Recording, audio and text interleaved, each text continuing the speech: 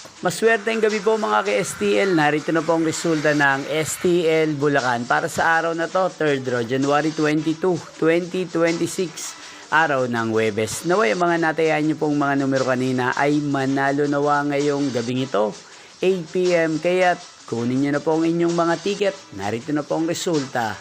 Ang mga numerong nanalo sa STL Bulacan ngayong gabing ito, January 22, 2026, 8 PM, 3rd row result, 30 at 21 in exact order.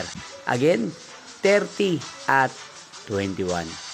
At ngayong gabing ito sa STL Bulacan, atin pong i-shoutout si Ate Rhea ng Bulacan na lagi pong nanonood din sa channel na to. Shoutout po sa inyo, Ate Rhea.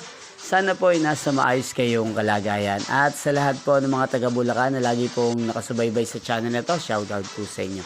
Hindi po nga panood ang resulta ng STL Bulacan. Magkita-kita pong muli tayo bukas ng alas 11 ng umaga.